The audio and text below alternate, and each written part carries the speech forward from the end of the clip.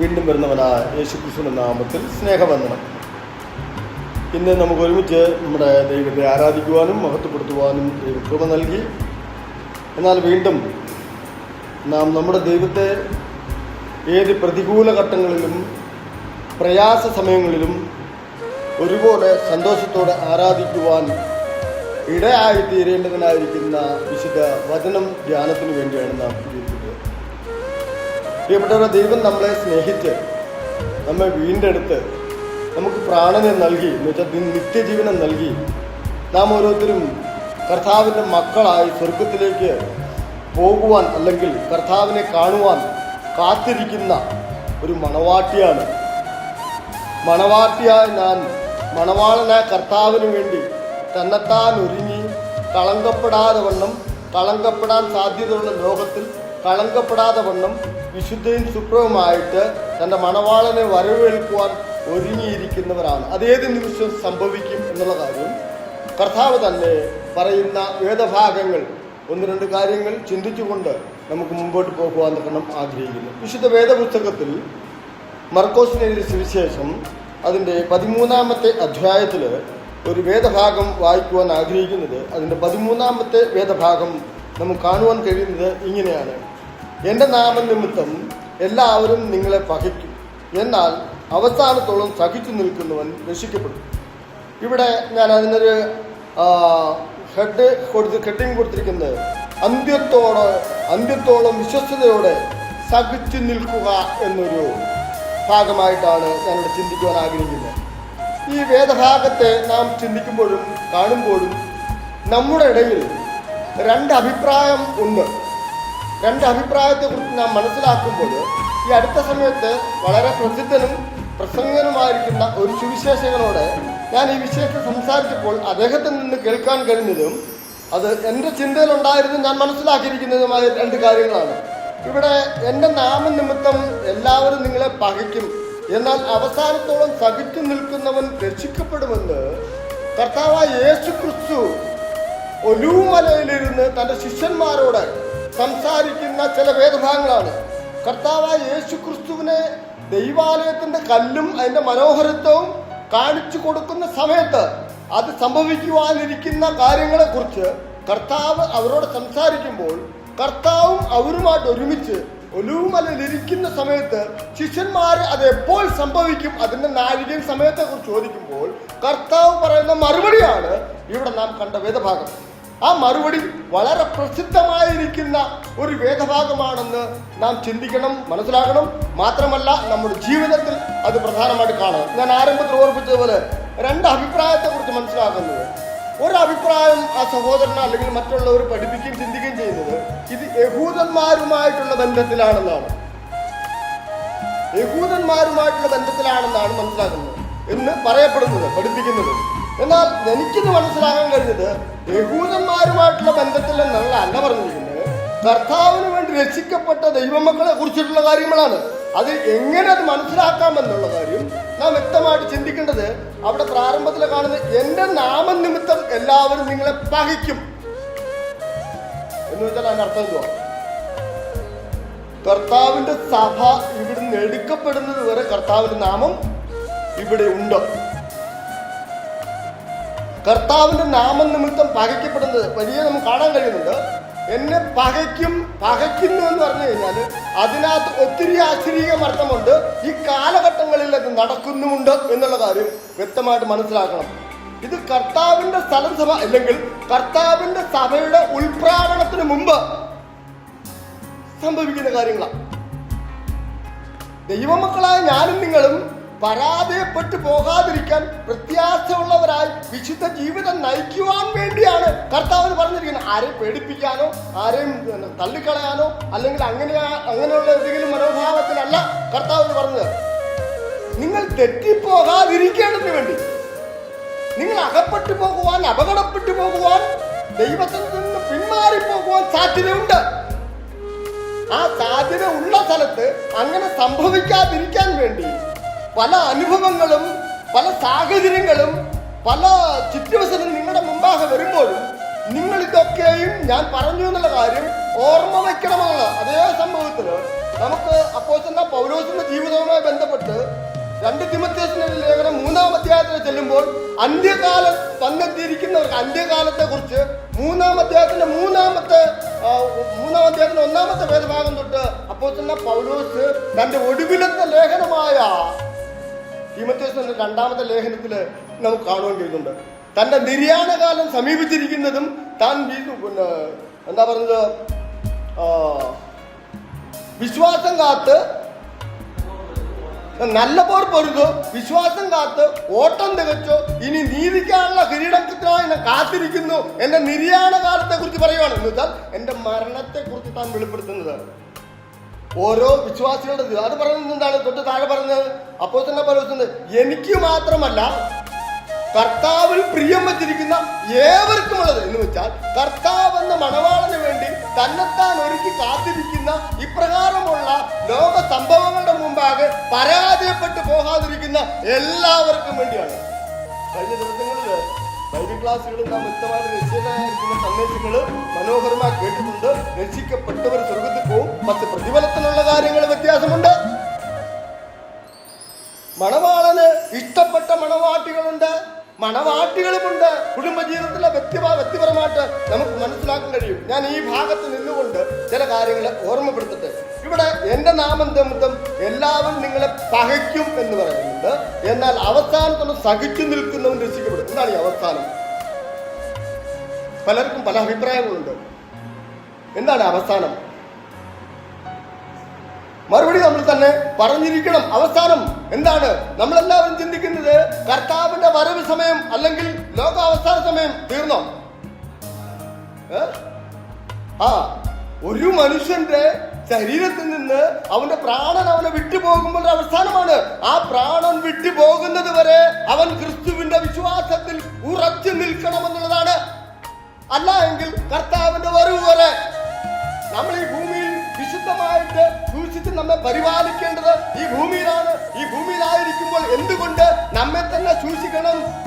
നാം പാപത്തിലോ ദൈവവിരോധപരമായിരിക്കുന്ന ഒരുവിധ പ്രവൃത്തികളിലോ അകപ്പെട്ടു പോകാതെ ഇരിക്കേണ്ടതെന്നുള്ള ഭൂമിയിൽ അപ്രകാരം പാപത്താൽ കുടിയിരിക്കുന്ന പിശാചും അവന്റെ സന്തതികളും അവന്റെ ദൂതന്മാരാൽ വാഴപ്പെടുന്ന ഒരു ലോകത്തിലാണ് ഞാനും നിങ്ങളും ജീവിക്കുന്നത് എന്നതുകൊണ്ടാണ് ഇത് നമുക്കാണ് മനസ്സിലാക്കുന്നത്. നമ്മൾ ബൈബിൾ വായിക്കുകയും പ്രാർത്ഥിക്കുകയും പിന്നെ പല കാര്യങ്ങളും കൂട്ടായ്മ കഴിഞ്ഞ ദിവസം പറയണോ കൂട്ടായ്മകൾ കൊടുക്കുകയും ചെയ്യുന്നതുകൊണ്ട് കാര്യമില്ല. അപ്പോസ്തലനായ പൗലോസിന്റെ ചില ലേഖനങ്ങളിൽ നാം കാണുന്നുണ്ട്, ചില വ്യാപഹാരങ്ങളിൽ ഇടപെടാൻ നിങ്ങൾ കടന്നു പോകുമ്പോൾ അവരുടെ ആയിരിക്കുന്ന കുടുംബകാര്യങ്ങൾ പ്രശ്നങ്ങൾ നിങ്ങൾ ഇടപെട്ട് അത് പരിഹരിക്കാൻ ശ്രമിക്കുമ്പോൾ നിങ്ങൾ അവരുടെ പാപങ്ങളിൽ അകപ്പെട്ടു പോകാതെ നിങ്ങളെ തന്നെ നിങ്ങൾ സൂക്ഷിച്ചു കൊള്ളണം. സഭാ ശുശ്രൂഷകന്മാരോട് പറഞ്ഞിരിക്കുന്ന കാര്യങ്ങളാണ്.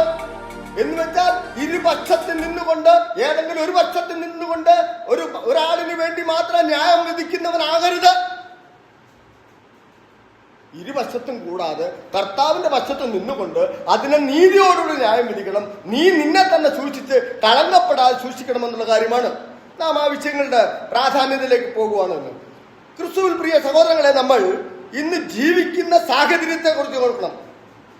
വളരെ പ്രബുദ്ധമായിരിക്കുന്ന വെച്ചാൽ പ്രയാസകരമായിരിക്കുന്ന സമാധാനമില്ലാത്ത ഒരു ലോകത്തിലാണ് ഞാൻ നിങ്ങളും ജീവിക്കുന്നത്.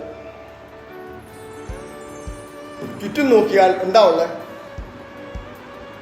ചുറ്റും നോക്കിയാൽ യുദ്ധങ്ങള്, പിന്നെ പ്രകൃതി ദുരന്തങ്ങൾ, രോഗങ്ങൾ, സാമ്പത്തിക പ്രതിസന്ധികൾ, വിശ്വാസത്തിന്റെ പേരിലുള്ള പീഡനങ്ങൾ എന്നിവയാണ് നമ്മൾ ഇന്ന് കാണുന്നത്. വല്ല മാറ്റമുണ്ടോ? ആണോ? കർത്താവ് പറഞ്ഞ വാക്ക്, അന്ത്യകാലത്തിന്റെ ലക്ഷണങ്ങൾ നിങ്ങൾ തന്നെ പരിശോധിച്ച് നോക്കുക. നമ്മുടെ ചുറ്റുപാടും വേണ്ട, നമ്മൾ പാർക്കുന്ന രാജ്യത്ത്, നാം പാർക്കുന്ന കൊച്ചു കേരളത്തിൽ, പല സ്ഥലങ്ങളിൽ, ലോകത്ത് ആഗോളതലത്തിൽ ആഗോള വ്യാപനത്തിൽ നാം പരിശോധിച്ച് നോക്കിയാൽ ദൈവസന്നിധിയിൽ അത് ഒരു വലിയ ദുരന്തമായി തന്നെ കർത്താവ് പറഞ്ഞ ഈറ്റുനോവിന്റെ ആരംഭം എന്ന് വെച്ചാൽ പ്രസവത്തിന്റെ സമീപത്ത് വന്നെത്തിയിരിക്കുവാണ്. ഒരു സ്ത്രീക്ക് ഡെലിവറി സമയം വരുമ്പോൾ ഉണ്ടാകുന്ന ഭയാനകമായ വേദനയുടെ സമീപത്ത് നാം എത്തിയിരിക്കുവാണ്. അതുപോലെ ആഗോളതലത്തിൽ എല്ലാ നിലയിലും പാപസംബന്ധമായിരിക്കുന്ന ദൈവ കോപം ലോകമെമ്പാടും മുഴുത്തിട്ട് അതൊരു പൊട്ടിത്തെറിയുടെ വക്കിൽ വന്നിരിക്കുന്നു. നാം എവിടെ നോക്കിയാലും അതിൻ്റെതായിരിക്കുന്ന പ്രബുദ്ധമായിരിക്കുന്ന അനുഭവങ്ങൾ, ലോകത്തിൽ പലവിധമായിരിക്കുന്ന പ്രകൃതി ദുരന്തങ്ങളും രോഗങ്ങളും യുദ്ധങ്ങളും, പലവിധ സമാധാനമില്ലാതെ അസമാധാനത്തിന്റെ പേരിൽ മനുഷ്യൻ ദൈവത്തെ കണ്ടെത്താമെന്ന് വിചാരിച്ച് മനുഷ്യൻ കിഴക്കോട്ടും പടിഞ്ഞാറോട്ടും തെക്കോട്ടും വടക്കോട്ടുമായിട്ട് മനുഷ്യൻ ഓടിക്കൊണ്ടിരിക്കുന്ന കാലഘട്ടമാണ്. ദൈവത്തിന്റെ പേരും പറഞ്ഞുകൊണ്ട് വിശ്വാസത്തിൽ ഇരിക്കുന്നവരെ ഉപദ്രവിക്കുന്നതും വിശ്വാസത്തിന്റെ പേരിൽ അവരുടെ ആയിരിക്കുന്ന ആരാധനാലയങ്ങൾ നശിപ്പിക്കുന്ന ലോകത്തല്ല നിങ്ങൾ ജീവിക്കുന്നത്. എന്നിട്ടും വിശ്വാസികളുടെ കണ്ണു തുറക്കുന്നില്ല. ഇന്നും വിശ്വാസികൾ അജ്ഞാത ലോകത്തിൽ ജീവിക്കുന്നവർ പോയാണ്. വചനപരമായിട്ട് അറിവില്ലേ? ഉണ്ട്. വചനപരമായിട്ട് നന്നായിട്ട് അറിവുണ്ടായിട്ടും ആ അറിവ് നിമിത്തം യാതൊരുവിധ ഭക്തി ബഹുമാനമോ അവരുടെ ജീവിതത്തിൽ ഉണ്ടാകുന്നത് കാണുവാൻ കഴിയുന്നില്ല. ലെവലേശം ഭയമില്ലാതെ മറ്റു സഹോദരങ്ങളെ ഓർത്ത്, സഭകളെ ഓർത്ത്, രാജ്യത്തെ ഓർത്ത്, രക്ഷിക്കപ്പെടാത്ത ജനങ്ങളെ ഓർത്ത് കണ്ണുനീര് പൊഴിക്കുകയോ പ്രാർത്ഥിക്കുകയോ അവർക്ക് വേണ്ടി ചെയ്യേണ്ടതായിരിക്കുന്ന സൽപ്രവർത്തികൾ ചെയ്യുവാൻ എന്ന് വെച്ചാൽ തിന്മാനും കുടിപ്പാനും ഉടുക്കാനും കൊടുക്കുക മാത്രമല്ല, ഓരോ മനുഷ്യന്റെ ആത്മാവ് ദൈവത്തിന് വിലപ്പെട്ടതായിരിക്കുന്നത് കൊണ്ട് അവൻ നശിച്ച് നരകത്തിലേക്ക് പോകാതിരിക്കണമെന്നുള്ളത് ദൈവത്തിന്റെ ആഗ്രഹമാണ്. അത് നമ്മളിൽ കൂടെ നിർവഹിക്കപ്പെടുവാൻ എൻ്റെ നിങ്ങളെയും കർത്താവിന്റെ മക്കളാടി ഭൂമിയിലാക്കപ്പെട്ടിരിക്കുമ്പോൾ എനിക്കും നിങ്ങൾക്കും അതേക്കുറിച്ചുള്ള യാതൊരു ഭയമോ അതേക്കുറിച്ചുള്ള ഒരു വിചാരമോ ഒന്നുമില്ല.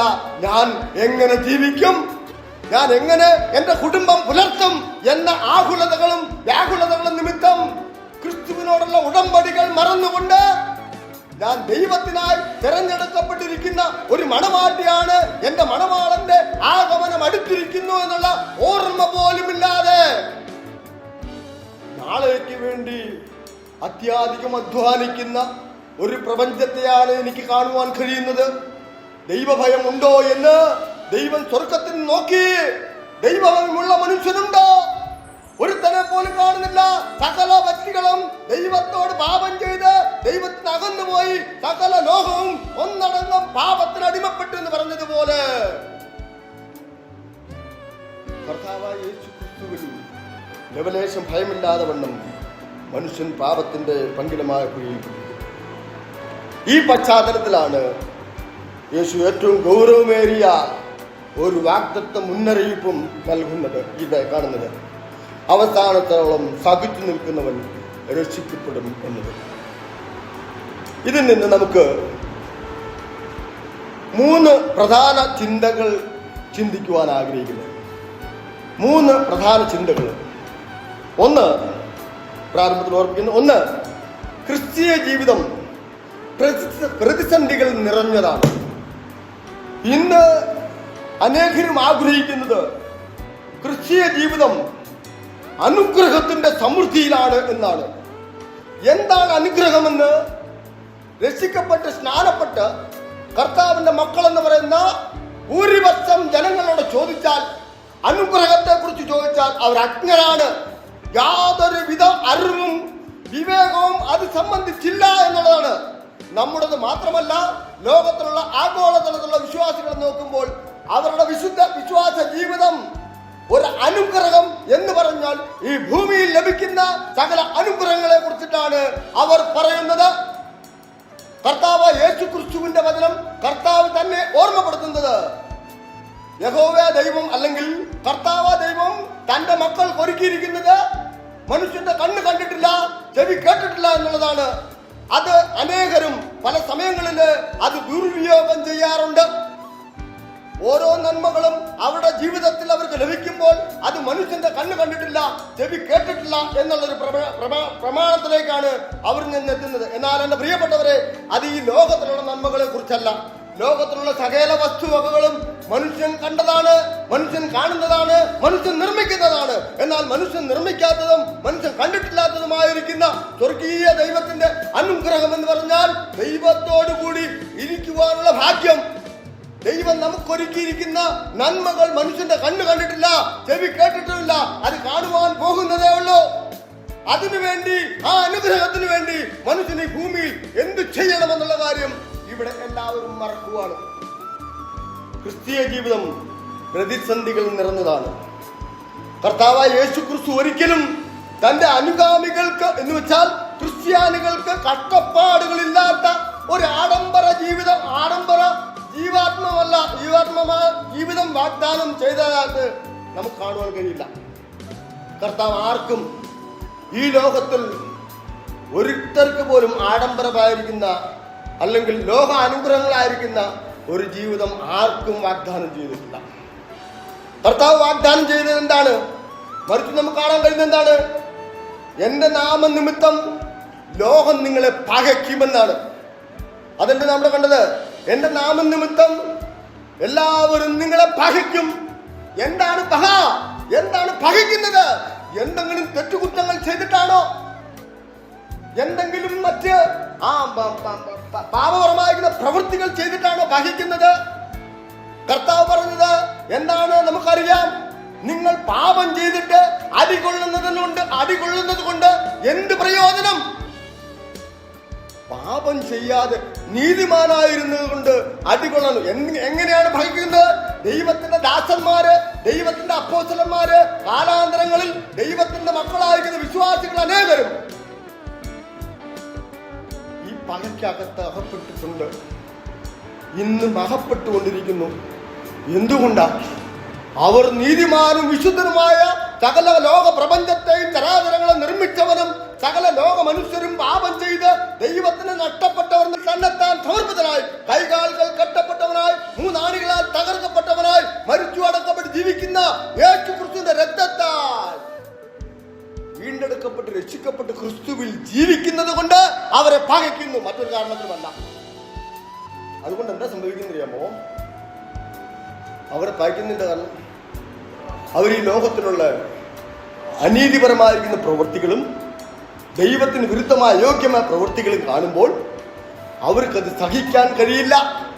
നിത്യജീവനും സന്തോഷവാനും സത്യവാനുമായ ദൈവത്തിന് വിരുദ്ധമായ പ്രവൃത്തികൾ കാണുമ്പോൾ ആ പ്രവൃത്തിക്ക് വിരുദ്ധമായിട്ട് നിൽക്കാൻ കഴിയാതെ അതിനെ മൂളി അത് ശരിയെന്ന് പറയാൻ മനസ്സില്ലാതെ വണ്ണം അവർ ക്രിസ്തുവാകുന്ന സത്യത്തിന്റെ ആ വിശുദ്ധിക്ക് വേണ്ടി നിന്ദകൾ സഹിക്കുവാൻ സമർപ്പിതനായി അത് തെറ്റാണെന്ന് പറഞ്ഞുകൊണ്ട് ക്രിസ്തുവാകുന്ന സുവിശേഷം തന്റെ ജീവിതത്തിലുടനീളം അവർ ജീവിച്ച് കാണിക്കും.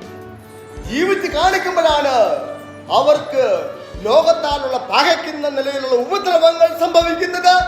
ഭവനത്തിൽ കുത്തി ഇരുന്നാൽ ആരും നിങ്ങളെ ഉപദ്രവിക്കത്തില്ല. ആരാധനയ്ക്ക് വരുന്നെന്ന് പറയുന്ന ആരും നിങ്ങളെ ഉപദ്രവിക്കത്തില്ല. പ്രാർത്ഥിക്കുന്നു എന്ന് പറയുന്ന ആരും നിങ്ങളെ ഉപദ്രവിക്കത്തില്ല. ദാനധർമ്മം ചെയ്യുന്നെന്ന് പറഞ്ഞ ആരും നിങ്ങളെ ഉപദ്രവിക്കത്തില്ല. എന്നാൽ സത്യമാകുന്ന ജീവനാകുന്ന യേശു ക്രിസ്തുവിനെ നിങ്ങൾ എവിടെയെങ്കിലും പ്രസംഗിക്കൂ. അവൻ തന്നെ സത്യദൈവം, നിത്യജീവൻ. അവനിലൂടല്ലാതെ പാപ പരിഹാര മാർഗമില്ല, അവനോടല്ലാതെ നിത്യജീവ സ്വർഗീയ പ്രവേശനമില്ല എന്ന് ഒന്ന് പറഞ്ഞു നോക്കൂ. തീർച്ചയായിട്ടും ഉപദ്രവിക്കപ്പെടും. അതാണ് യേശു കർത്താവ് ഇവിടെ വാഗ്ദാനം ചെയ്യുന്നത്. കർത്താവ് നമുക്ക് തന്നിരിക്കുന്ന വേദഭാഗങ്ങൾ അവിടെ കാണുന്നുണ്ട്. അത് നിമിത്തം ലോകം നിങ്ങളെ പകയ്ക്കുമെന്നുള്ള കാര്യങ്ങൾ യോഹന്നാന്റെ സുവിശേഷം 15-ാം അധ്യായത്തില് അതിന്റെ 18-ാമത്തെ വേദഭാഗത്തിൽ കർത്താവ് പറഞ്ഞെന്താണ്? ലോകം നിങ്ങളെ പകയ്ക്കുന്നുവെങ്കിൽ നിങ്ങൾക്ക് മുമ്പേ അവർ എന്നെ പകച്ചിരുന്നു. ലോകം നിങ്ങളെ പകയ്ക്കുന്നുവെങ്കിൽ അതിനു മുമ്പേ അവർ എന്നെ പകച്ചിരിക്കുന്നു. എങ്കിലും ഞാൻ ലോകത്തെ ജയിച്ചിരിക്കുന്നത് കൊണ്ട് നിങ്ങൾ സന്തോഷിക്കുവിൻ. കർത്താവായ യേശു ക്രിസ്തു ആരാണ്? സർവ്വലോകത്തെ നിർമ്മിച്ചവനും സകല മനുഷ്യന്റെ ജീവന്റെ ഉടയവനും തനിക്ക് നഷ്ടപ്പെട്ടു പോയ ജീവനെ വീണ്ടെടുക്കുവാൻ ഇഹലോകത്തിലേക്ക് ഇറങ്ങി വന്നവന് കർത്താവായ യേശു ക്രിസ്തുവിനെ അവർ വെറുതെ വിട്ടില്ല. അവനെ പകയ്ക്കുക മാത്രമല്ല, അവനെ കൊല്ലുവാൻ കൂടെ ഏൽപ്പിച്ചു കൊടുത്തു. അവർ വിചാരിച്ചു അവർ അവനെ പിടിച്ചു കൊന്നു എന്ന് ഇന്നും അനേകരും പറയുന്നുണ്ട്. റോമ ഗവൺമെന്റ് കൊന്നു എന്ന് പറയുന്നുണ്ട്. യഹൂദന്മാർ കൂട്ടുനിന്നു എന്ന് പറയുന്നുണ്ട്. എന്നാൽ ദൈവത്തിന്റെ പ്രമാണമായിരുന്നു സകല ലോക മാനവജാത പാപത്തിന്റെ പരിഹാരകനായി ഞാൻ ഒരുവനെ മരിപ്പാനുടെ ലോകത്തിലയക്കും. അവൻ സകല ലോകത്തിന്റെ പാപങ്ങളിൽ നിന്ന് അവരെ വീണ്ടെടുപ്പാനിരിക്കുന്നത് കൊണ്ട് അവൻ യേശു എന്ന് പേരിടണമെന്നുള്ള കാര്യം ലോകം മറന്നുപോയി. അപ്രകാരം ലോകത്താൽ പകയ്ക്കപ്പെട്ടു എന്ന കർത്താവ്. പക്ഷെ ലോകരുടെ പകയ്ക്കകത്ത് അവൻ വീണുപോയില്ല. അവനെ നശിപ്പിക്കുവാൻ ഒടുക്കുവാൻ കഴിഞ്ഞില്ല. കാരണം അവൻ മരിച്ചു.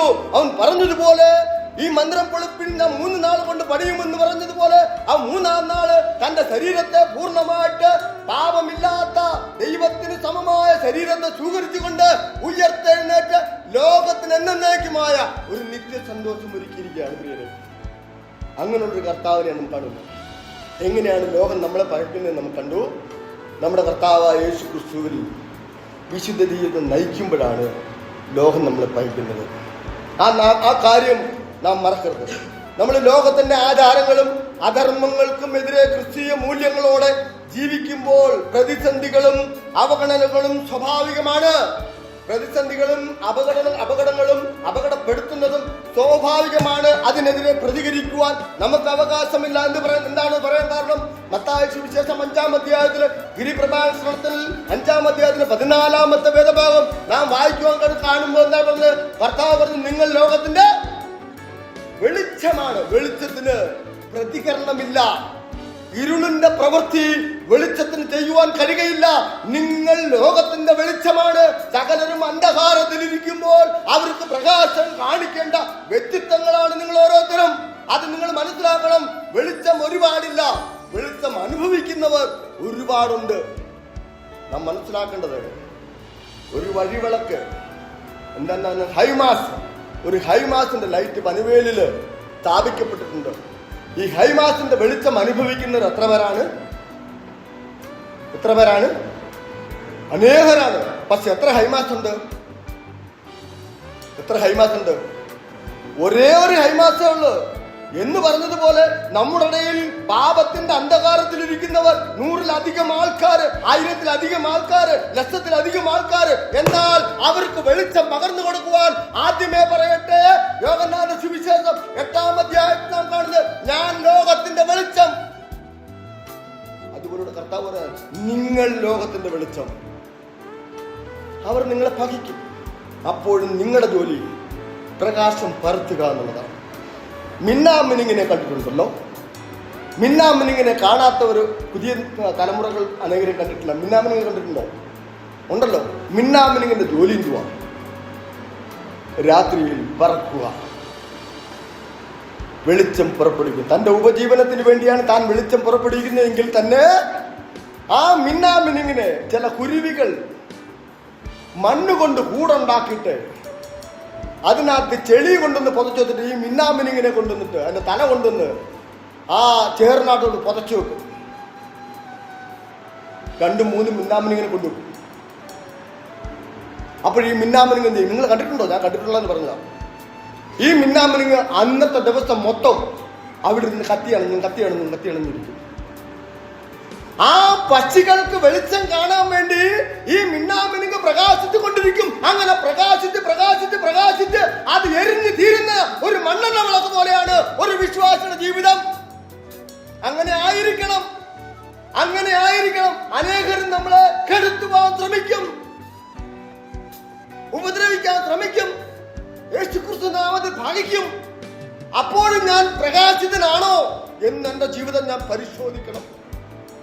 അപ്പോഴാണ് ഞാൻ ക്രിസ്തുവിനായി ലോകത്താൽ പകയ്ക്കപ്പെടുന്ന പ്രത്യാശയുള്ള ഒരു ക്രിസ്ത്യാനി എന്നറിയപ്പെടുന്നത്.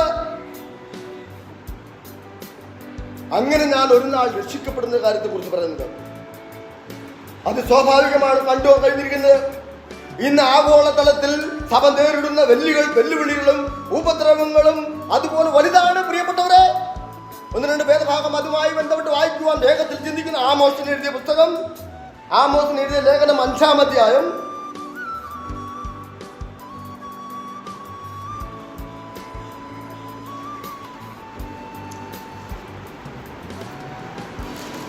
ആമോസിന്റെ ലേഖനം 5-ാം അധ്യായം അതിന്റെ 10-ാമത്തെ വേദഭാഗം.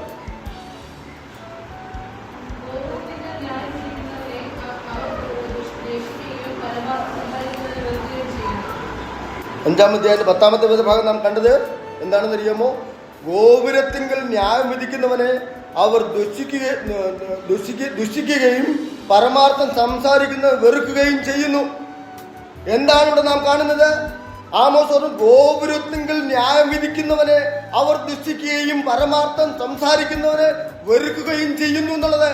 ക്രിസ്തുവാകുന്ന ഗോപുരത്തിലായിരിക്കുന്ന ഞാനും നിങ്ങളും അവന്റെ പരമാർത്ഥം സംസാരിക്കുകയും ചെയ്യുമ്പോൾ നമ്മളെ അവർ വെറുക്കും, അവർ ഉപദ്രവിക്കുവാൻ ശ്രമിക്കുമെന്ന് ആമോസ് നമ്മളെ ഓർമ്മപ്പെടുത്തുന്നത്. ഇനി 1 യോഹന്നാന്റെ ലേഖനം 2-ാമത്തെ അധ്യായത്തില് അതിന്റെ 3-ാമത്തെ അധ്യായത്തിന്റെ അതിന്റെ 12-ാമത്തെ വേദഭാഗം നോക്കിയേ. 1 യോഹന്നാൻ 3-ാം അധ്യായം അതിന്റെ 12-ാമത്തെ വേദഭാഗം.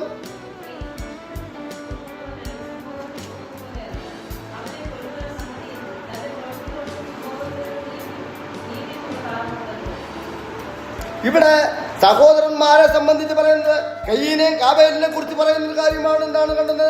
കയീൻ ദുഷ്ടനിൽ നിന്നുള്ളവനായി സഹോദരനെ കൊന്നതുപോലെ അല്ല, അവനെ കൊല്ലുന്നവൻ സംഗതി എന്ത്? തന്റെ പ്രവൃത്തികൾ ദോഷവും സഹോദരൻ്റെത് നീതിയുള്ളതുമാകൊണ്ടത്രേ. ചിന്തിക്കുക, നീതിയുള്ള പ്രവൃത്തി എന്ന് പറഞ്ഞാൽ യേശു ക്രിസ്തുവിന്റെ പ്രവൃത്തിയാണ്. കർത്താവ് യേശു ക്രിസ്തുവിനെ ധരിച്ചുകൊണ്ടുള്ള പ്രവൃത്തിയാണ്.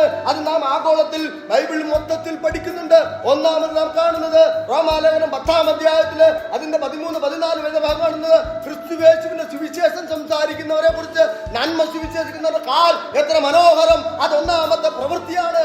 ആ പ്രവൃത്തി കാണുമ്പോൾ പിശാചിന്റെ പ്രവൃത്തിയായിരിക്കുന്ന കയ്യിന്റെ പ്രവൃത്തി ചെയ്യുന്നവരെയാണ് ഇന്ന് ലോകത്തിൽ നമുക്ക് കാണുവാൻ കഴിയുന്നത്. എന്നാൽ നാമോ കാബേലിന്റെ പരമ്പരയിൽപ്പെട്ടവരാണ്. നമ്മുടെ ജീവിതത്തിൽ ദൈവം ആഗ്രഹിക്കുന്നതാണ്. ഇനി നമുക്ക് കാണാൻ കഴിയുന്ന 1 പത്രോസ് ലേഖനം 4-ാം അധ്യായം അതിന്റെ 14, 15, 16 വേദഭാഗം. 1 പത്രോസ് 4-ന്റെ 14 തൊട്ട് ഇവിടെ നാം കാണുന്നത്, ക്രിസ്തുവിന്റെ നാമം ഹേതുവായി നിന്നെ സഹിക്കേണ്ടി വന്നാൽ നിങ്ങൾ ഭാഗ്യവാന്മാർ. മഹത്വത്തിന്റെ ആത്മാവായ ദൈവാത്മാവ് നിങ്ങളുടെ മേൽ അധിവസിക്കുന്നുവല്ലോ.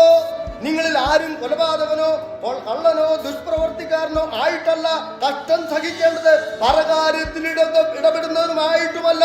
എന്താണ്? ക്രിസ്ത്യാനിയായിട്ട് കഷ്ടം സഹിക്കേണ്ടി വന്നാലോ ലജ്ജിക്കരുത്. ഈ നാമം ധരിച്ചു ദൈവത്തെ മഹത്വപ്പെടുത്തുക അത്രേ വേണ്ടത്. ആണോ പത്രോസ് ഭയ?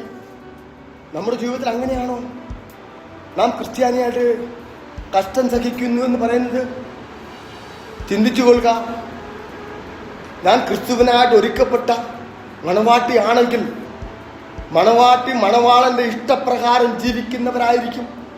തന്നെത്താൻ കളങ്കപ്പെടുത്താതെ തന്നെത്താൻ ശുദ്ധീകരിച്ചുകൊണ്ട് തന്റെ മണവാളന് വേണ്ടി അവന്റെ വരവിന് വേണ്ടി ഏത് നിമിഷം വരും, തന്റെ മണവാളൻ 7 നാഴികയ്ക്ക് വരും എന്നറിയാകൊണ്ട് ഏത് നിമിഷവും തന്റെ ശരീരത്തിൽ പ്രാണൻ പോകുന്നത് വരെ അവൻ ഒരുക്കമുള്ളവരായിരിക്കും, അവൾ ഒരുക്കമുള്ളവരായിരിക്കും. അപ്പോഴാണ് കർത്താവെന്ന മണവാളനുമായി അവർ ഒരുമിച്ചുള്ള സഹവാസം ആരംഭിക്കുവാൻ കഴിയുന്നത്. അല്ലാതെ എങ്ങനെയെങ്കിലും ജീവിക്കുന്നവർക്കും അയോഗ്യമായിട്ട് അപ്പം പൊരിക്കുകയും പാനപാത്രം പങ്കിടുകയും ചെയ്യുന്നവർക്ക് ഒരിക്കലും മണവാളന്റെ പന്തിയിൽ പ്രവേശനമില്ല എന്നുള്ള കാര്യം ഞാനും നിങ്ങളും ചിന്തിക്കേണ്ടിയിരിക്കുന്നു. നാം രക്ഷിക്കപ്പെട്ടവരാണെങ്കിൽ, കർത്താവിനോട് ചേരുവാൻ സ്നാനപ്പെട്ടവരായിരിക്കുന്നുവെങ്കിൽ, നമ്മുടെ കാലാന്തരങ്ങളിൽ കുറവുകളോ പോരായ്മകളോ സംഭവിച്ചിരുന്നെങ്കിൽ അതൊക്കെയും ശുദ്ധീകരിക്കപ്പെട്ടവരായി, ക്രിസ്തുവിന് വേണ്ടി പോരാട്ടമുള്ളവരായി, തിരുവചനത്തിന് വേണ്ടി പോരാട്ടമുള്ളവരായി, അവന്റെ സത്യത്തിന്റെ വിശുദ്ധിയിൽ നിൽക്കുന്നവരായി, അവന്റെ സ്നേഹത്തിൽ ജീവിക്കുന്നവരായി, അവന്റെ സ്നേഹത്തിന്റെ പ്രവൃത്തിയായി പരോപകാരം ചെയ്യുന്നവരായി, അങ്ങനെ യേശു ക്രിസ്തുവിനെ ലോകരുടെ മുമ്പാകെ വെളിപ്പെടുത്ത് അത് നിമിത്തം എന്നെ ഉപദ്രവിക്കുവാണെങ്കിൽ കൊല്ലുവാണെങ്കിലും സാരമില്ല എന്ന് ചിന്തിക്കുന്നവരായിരിക്കണം ക്രിസ്ത്യാനി. അവൻ എവിടെ പോയാലും സത്യം സംസാരിക്കും. ഞാൻ ആ 1-ാമത്തെ ഭാഗം ഇവിടെ കണ്ടു. ഇനി 2-ാമത്തെ കാര്യം കണ്ടത് സഹിച്ചു നിൽക്കുക എന്നാൽ പിടിച്ചു നിൽക്കുക എന്നർത്ഥം. സഹിച്ചു നിൽക്കുക എന്നാൽ പിടിച്ചു നിൽക്കുക എന്ന് വെച്ചാൽ വീഴാതെ വണ്ണം സൂക്ഷിച്ചു കൊള്ളുക. സഹിക്കുക എന്നാൽ ഞാൻ ക്രിസ്തുവിന്റെ വചനത്തിൽ മുറുകെ പിടിച്ചുകൊണ്ട്, കർത്താവിന്റെ കരങ്ങളിൽ മുറുകെ പിടിച്ചുകൊണ്ട് എന്നെ വീഴ്ത്താൻ ശ്രമിക്കുന്നവരുടെ മുമ്പാകെ തളർന്നു പോകാതെ അവനിൽ ആശ്രയിച്ച് മുമ്പോട്ട് പോകുക എന്നുള്ളതാണ് ഇവിടെ പറയുന്നത്. ഇവിടെ സഹിക്കുക എന്ന് പറഞ്ഞാൽ നിസ്സഹായരായി കരഞ്ഞിരിക്കുക എന്നല്ല അർത്ഥമാക്കുന്നത്. ഇന്ന് അനേകരും സഹിക്കുക എന്ന് പറഞ്ഞാൽ അതും പറഞ്ഞുകൊണ്ട് വീട്ടിനകത്തും വലയ്ക്കകത്തും ഇരുന്ന് കരഞ്ഞു തീർക്കുന്നവരാണ്. നീ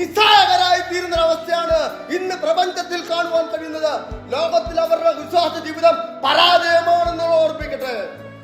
ലോകത്തിൽ അവരുടെ ജീവിതം പരാജയമാണ്. ക്രിസ്തീയ ജീവിതത്തിൽ അവർ പരാജയമാണ്. ഓട്ടക്കളത്തിൽ അവർ പരാജയമാണ്. വിശ്വാസ ജീവിതത്തിൽ പരാജയമാണ്. അവർക്ക് നീതിയുടെ കിരീടത്തിന് വേണ്ടി കാത്തിരിപ്പാൻ യാതൊരു യോഗ്യതയുമില്ല. പറയാതെ കഴിയുന്നതോ അവിടെ നമുക്ക് പിന്നെ എങ്ങനെയുള്ളവരായിരിക്കണം എന്നോട് ചിന്തിക്കണം. എന്താണ്? ഒരു കൊടുങ്കാറ്റ് വന്നാൽ, ഒരു മഹാ കൊടുങ്കാറ്റ് വന്നാൽ ആഴം വേരിന് നാരായ വേരിന്റെ പിടുത്തമെന്ന ആഴമായ താഴ്ച ഇല്ലായിക്കൊണ്ട് പല വൃക്ഷങ്ങളും ആ കൊടുങ്കാറ്റുകൾ വലഞ്ഞുലഞ്ഞ് വീണു പോകാറുണ്ട്. എന്നാൽ അങ്ങനെയല്ല. ഒരു വലിയ മരത്തിന്റെ നാരായ വേരെന്ന അടിസ്ഥാന ഭൂമിയുടെ അകത്താളത്തിലേക്ക് ഇറങ്ങിപ്പോകുന്ന ഒരു വൻമരത്തിന് സമമായിരിക്കണം. പാറമേൽ വീട് പണിഞ്ഞവനും മണലിന്മേൽ വീണ് പണിഞ്ഞവനുമുള്ള വ്യത്യാസം പോലെ കൊടുങ്കാറ്റ് വന്ന്, പ്രതികൂലം വന്ന്, പ്രശ്നങ്ങൾ വന്ന്, സകലതും വന്നു. മണലിന്മേൽ വീട് പണിഞ്ഞവൻ തകർന്നു പോയി. പാറമേൽ പണിഞ്ഞവൻ അതെന്നേക്കും നിലനിൽക്കുന്നത് പോലെ അവിടെ എന്ത് സംഭവം വന്നാലും അത് വീഴ്ന്നു പോകത്തില്ല. പ്രതികൂല സാഹചര്യങ്ങളിലും എന്തൊക്കെ പ്രശ്നം വന്നാലും വീണു പോകില്ല. യോഹന്നാന്റെ സുവിശേഷം 16-ാം അധ്യായത്തിന്റെ 33-ാമത്തെ വേദഭാഗത്ത് അതുമായി ബന്ധപ്പെട്ട് പറയുന്നത്, നിങ്ങൾക്ക് എന്നിൽ സമാധാനം ഉണ്ടാകരുതെന്ന് എന്നാണ് ഇത് നിങ്ങളോട് സംസാരിച്ചിരിക്കുന്നത്. ലോകത്തിൽ നിങ്ങൾക്ക് കഷ്ടമുണ്ട്, എങ്കിലും ധൈര്യപ്പെടുവിൻ, ഞാൻ ലോകത്തെ ജയിച്ചിരിക്കുന്നു. ഇതാണ് ക്രിസ്തുവാകുന്ന പാറ, ക്രിസ്തുവാകുന്ന അടിസ്ഥാനത്തിൽ, ക്രിസ്തുവാകുന്ന നാരായ വേര്. ആ വേരിനെ ആശ്രയിച്ച്, ആ വൃക്ഷത്തെ, വൻ വൃക്ഷത്തെ ആശ്രയിച്ചിരിക്കുന്നത് പോലെ ഈ ലോകത്തിൽ എന്തെല്ലാം കോളും കാറും വന്നാലും തകർന്നു പോകാതെ. ഇനി വിശ്വാസത്തിന്റെ പരിശോധനയെ കുറിച്ച് കാണാം. യാക്കോബിന്റെ ലേഖനം അതിന്റെ 1-ാമത്തെ അധ്യായം,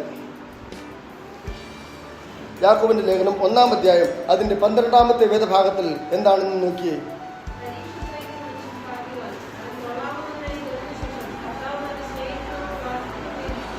പരീക്ഷ സഹിക്കുന്ന മനുഷ്യൻ ഭാഗ്യവാൻ, അവൻ കൊള്ളാകുന്നവനായി തെളിഞ്ഞ ശേഷം കർത്താവ് തന്നെ സ്നേഹിക്കുന്നവർക്ക് വാഗ്ദത്തം ചെയ്ത ജീവകിരീടം പ്രാപിക്കും.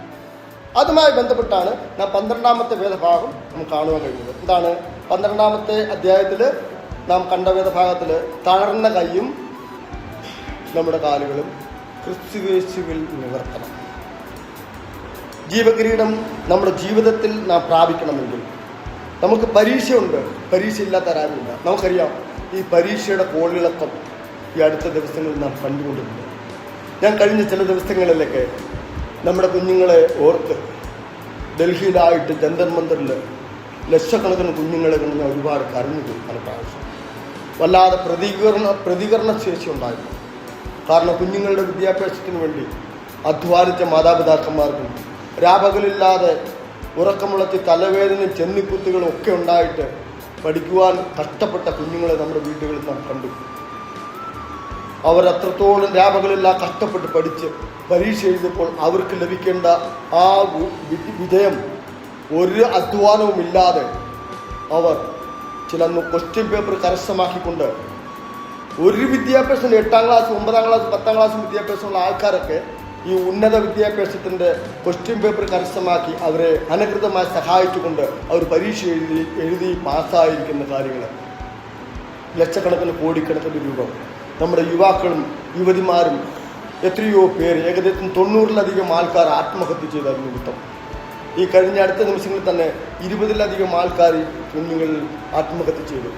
ഇത് നിമിത്തം ഡൽഹി ജന്തർ മന്ദിറിൽ സമരം ചെയ്ത ഈ കുഞ്ഞുങ്ങൾ രാഷ്ട്രീയ വ്യത്യാസമില്ലാതെ, മതവ്യത്യാസമില്ലാതെ എല്ലാവരും അവരുടെ തലമുറ ഭാവികളെ ഓർത്ത് സമരം ചെയ്യാൻ വന്നപ്പോൾ ക്രൂരമായി പീഡിപ്പിക്കപ്പെട്ടു. ആ പീഡനങ്ങളൊക്കെ നമ്മുടെ ശരീരത്തിൽ ഏൽക്കുന്നതായിട്ടാണ് ചിന്തിക്കാൻ കഴിഞ്ഞത്. പ്രിയപ്പെട്ടവർ, എന്ത് ക്രൂരമായിരുന്നു, അവരെന്ത് തെറ്റ് ചെയ്തിട്ടാണ്. അവർ സത്യത്തിൻ്റെ നീതിയുടെ സർക്കാരിൻ്റെ നീതിമാർഗത്തിൽ സഞ്ചരിച്ചത് കൊണ്ട് അവർ ഉപദ്രവിക്കപ്പെട്ടത് കാണുവാൻ കഴിയും.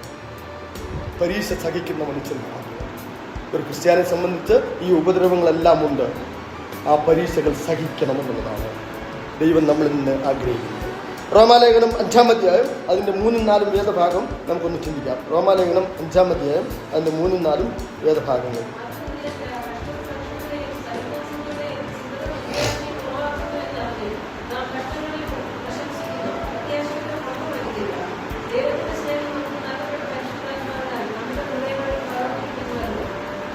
ഇവിടെ കണ്ടത് അത് തന്നെ അല്ല, കഷ്ടത സഹിഷ്ണുതയും സഹിഷ്ണുത ചിന്തതയും ചിന്തത പ്രത്യാശയും ഉളവാക്കുന്നു എന്ന് അറിഞ്ഞ് നാം കഷ്ടങ്ങളിലും പ്രശംസിക്കുന്നു. പ്രത്യാശയ്ക്ക് ഭംഗം വരുന്നില്ല. ദൈവത്തിന്റെ സ്നേഹം നമുക്ക് നൽകപ്പെട്ട പരിശുദ്ധാത്മാവിനാൽ നമ്മുടെ ഹൃദയങ്ങളിൽ പകർന്നിരിക്കുന്നുവല്ലോ എന്നുള്ളതാണ്. ഈ പ്രതികൂലമായിരിക്കുന്ന സകല കഷ്ടങ്ങളിലും നാം പ്രശംസിക്കുന്നവരാണ്. ഇന്നില്ലെങ്കിൽ നാളെ എൻ്റെ ശരീരം ഒഴുകിപ്പോകും, നഷ്ടപ്പെട്ടു പോകും. എങ്കിലും എനിക്ക് ഭയമില്ല. കാരണം ഇന്നില്ലെങ്കിൽ നാളെ എന്റെ പ്രാണൻ എന്റെ ശരീരത്തിൽ വിട്ടുപോയാൽ ആ നിമിഷം ഈ സത്യനാകുന്ന നിത്യജീവനാകുന്ന സ്നേഹവാനാകുന്ന ക്രിസ്തുവിനെ ഞാൻ കണ്ട് അവന്റെ മനോഹരത്വത്തോട് ചേർന്ന് അവനെ ആരാധിക്കുന്നവരായിരിക്കുമുള്ള സന്തോഷം എനിക്കുള്ളപ്പോൾ ഏത് പ്രതികൂല ഘട്ടങ്ങളിലും തലകുനിക്കുന്നവരായിരിക്കില്ല ഒരു വിശ്വാസി. അയോഗ്യമായി സംസാരിക്കുന്നവനായിരിക്കത്തില്ല. അയോഗ്യമായി കൊടുക്കേണ്ട ബഹുമാനങ്ങൾ കൊടുക്കാതിരിക്കുന്നവനായിരിക്കത്തില്ല. അയോഗ്യമായ സ്ഥലത്ത് ദൈവത്തെ ആരാധിച്ച് മഹത്വപ്പെടുത്തി അയോഗ്യവാന്മാരായ ശത്രുക്കളെ സ്നേഹിച്ചുകൊണ്ട് അവർക്ക് നന്മ ചെയ്ത് വിശുദ്ധ ജീവിതം നയിക്കുന്നവനായിരിക്കും കാണുവാൻ കഴിയും. ഇനി എബ്രായ ലേഖനം 10-ാം അധ്യായം അതിന്റെ 36-ാമത്തെ വേദഭാഗം നോക്കി. എബ്രായ ലേഖനം 10-ാം അധ്യായം അതിന്റെ 36-ാമത്തെ വേദഭാഗം.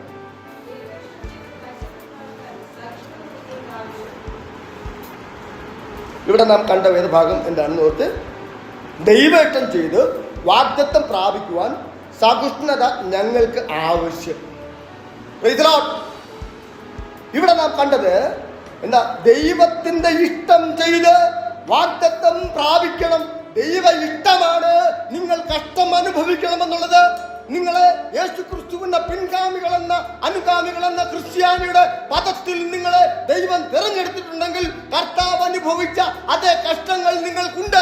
അത് അനുഭവിക്കണമെന്നുള്ളത് ദൈവ ഇഷ്ടമാണ്. ദൈവഹിതമാണെങ്കിൽ അത് അനുഭവിച്ചേ മതിയാകൂ. അത് വേണ്ട എന്ന് പറഞ്ഞ് വ്യതിചലിക്കപ്പെട്ടു പോകുവാൻ നമുക്ക് അവകാശമില്ല. പിതാവായ കർത്താവ് ഒരു മനുഷ്യ ശരീരം സ്വീകരിച്ചപ്പോൾ നാം ആരാധനയിൽ ഓർമ്മിച്ചതുപോലെ, ദൈവമേ, എന്റെ ദൈവമേ, നീ എന്നെ കൈവിട്ടതുണ്ട് എന്ന് പറഞ്ഞ് തൊട്ട് താഴെ വന്നത്, എങ്കിലും എന്റെ ഇഷ്ടമല്ല നിന്റെ ഇഷ്ടം എന്നിൽ നിവർത്തിക്കണമേ എന്ന് പെട്ടെന്ന് തിരുത്തി പറഞ്ഞു. താൻ ഒരു മനുഷ്യനായിട്ട് കഷ്ടതയിലേക്ക് വന്നു.